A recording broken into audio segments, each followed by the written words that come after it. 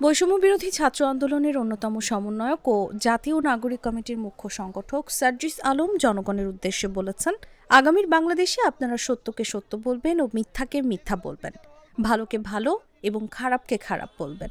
আর যদি খারাপকে খারাপ না বলেন তাহলে কয়েক বছর পরে সেই খারাপ লোকই আপনার গলা চেপে ধরবে।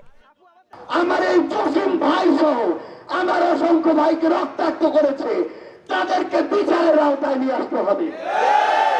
ওই সময় যে এসপি এবং তার সাথে যে অফিসার কনস্টেবলরা আমার ভাইদের উপরে নির্বিচারে গুলি চালিয়েছে, তাদের শাস্তি যেন শুধুমাত্র বদলি না হয়।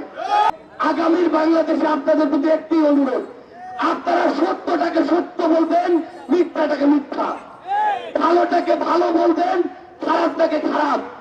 যদি খারাপটাকে খারাপ না বলেন, আজকে থেকে কয়েক বছর পরে সেই খারাপ লোকটি আপনার গলা চেপে ধরবে।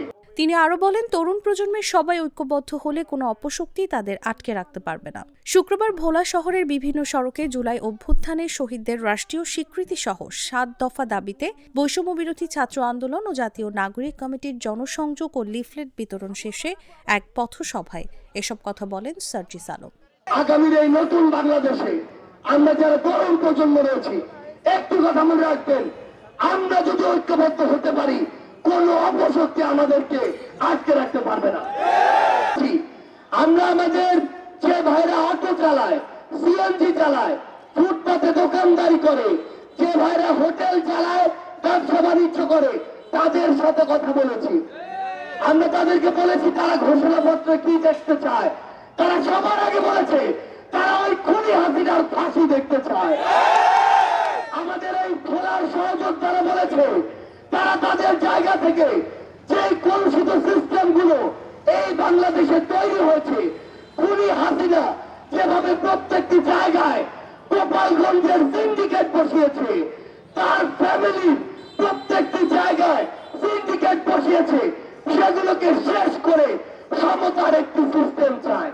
দুপুরের দিকে ভোলা বালক উচ্চ বিদ্যালয় মাঠ সংলগ্ন ইলিশা বাসস্ট্যান্ড এলাকায় এ পথসভার আয়োজন করা হয়। সার্জিস আলম বলেন, সাধারণ মানুষ সবাই ঘোষণাপত্রে প্রথমেই শেখ হাসিনার ফাঁসি দেখতে চায়। তিনি দেশে গোপালগঞ্জের যে সিন্ডিকেট বসিয়েছেন তার শেষ করে সমতার একটি সিস্টেম চায় মানুষ। তিনি আরো বলেন, অভ্যুত্থানে আমরা রক্ত দিয়েছি, জীবন দিয়েছি। যে শব্দগুলো আমরা ধারণ করি বাংলাদেশকে নিয়ে, সেই শব্দগুলো আমরা দেখি, সেই শব্দগুলো একটি ঘোষণাপত্রে লিখিত আকারে থাকা প্রয়োজন। আজকে যখন আমরা চিন্তা করছি যে অভ্যুত্থানে যে স্পিরিটকে সামনে রেখে আমরা রক্ত দিয়েছি, জীবন দিয়েছি, যে শব্দগুলো এখন আমরা ধারণ করি বাংলাদেশকে নিয়ে, যে শব্দগুলো দেখি, সেই শব্দগুলো একটি ঘোষণাপত্রে লিখিত আকারে থাকা প্রয়োজন।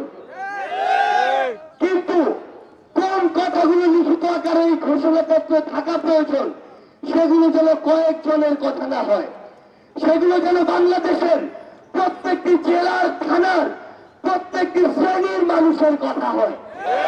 প্রায়োরিটি নির্ধারণ করবে কার কতটুকু ত্যাগ আছে। সেই ত্যাগে প্রথম সারির বাংলাদেশের একটি জেলা হচ্ছে পীরের জেলায় ভোলা।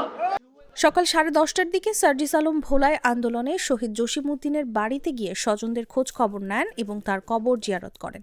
পরে জুলাই অভ্যুত্থানে শহীদদের রাষ্ট্রীয় স্বীকৃতি সহ ৭ দফা দাবিতে বৈষম্য বিরোধী ছাত্র আন্দোলন ও জাতীয় নাগরিক কমিটির জনসংযোগ ও লিফলেট বিতরণ শুরু করেন।